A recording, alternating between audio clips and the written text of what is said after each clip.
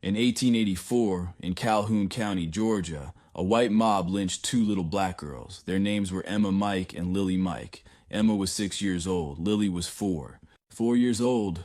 Not a man, not a woman, not an activist, not a threat, a baby. This happened in Edison, Georgia, a small town most people drive through without a second thought. But the ground there holds something that America has never fully answered for. No one was arrested, no one was charged, no one was convicted. The state of Georgia did not memorialize them, the county did not acknowledge them. Their names were nearly erased from history entirely. It took the Equal Justice Initiative over 130 years later to make sure the world knew their names. Georgia had over 450 documented racial terror lynchings between 1877 and 1950.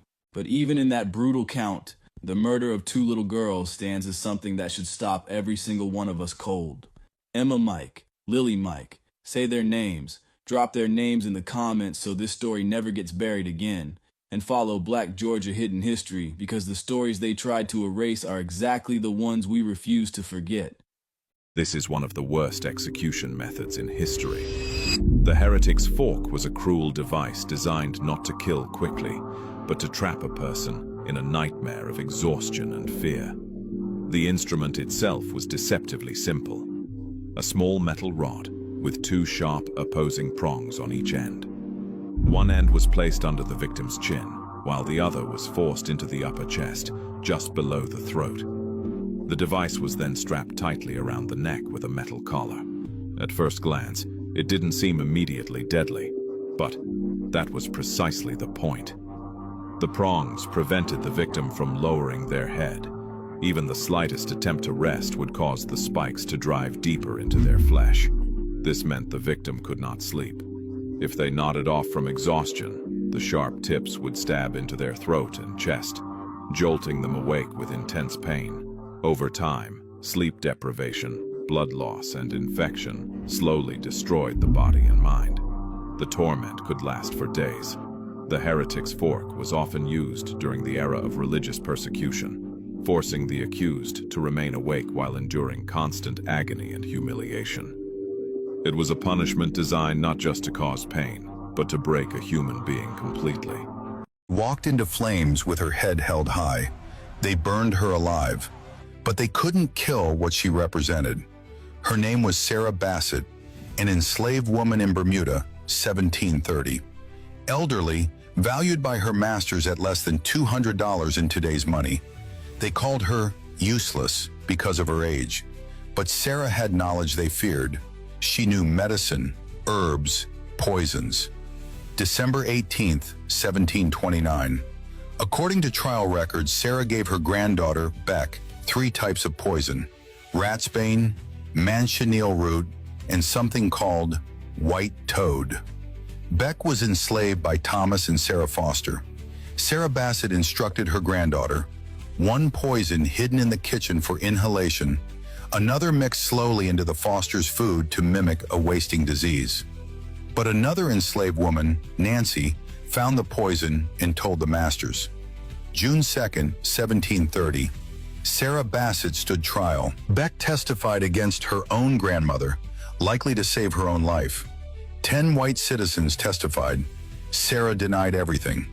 The Chief Justice declared she was moved and seduced by the instigation of the devil and sentenced her to be fastened to a sufficient stake and burned with fire until your body be dead. Before sentencing, they asked if she had anything to say. Her only words, "I never deserved it." They burned her alive at Crow Lane on an exceptionally hot day. Hundreds gathered to watch. As they led her to the stake, Sarah reportedly told the rushing crowds, "No use your hurrying, folks. There'll be no fun till I get there." Legend says that when they cleared her ashes, a purple flower, the Bermudiana, bloomed from where she died. It's now Bermuda's national flower, and to this day, exceptional hot days in Bermuda are called Sally Bassett Days. In 2008, Bermuda erected its first monument to an enslaved person, a 10-foot bronze statue of Sarah Bassett, head held high, looking toward the sky. Resistance immortalized. Sarah Bassett refused to accept slavery's brutality in silence. Comment if this is your first time hearing her name. Share this story.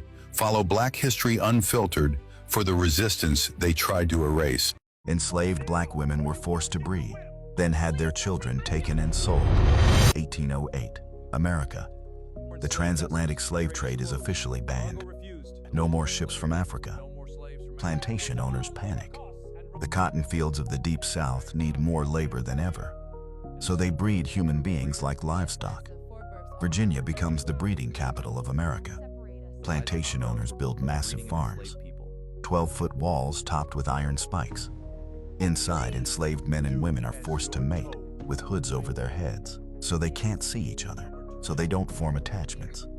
Ex-slave Maggie Stenhouse described it. During slavery, there were stockmen.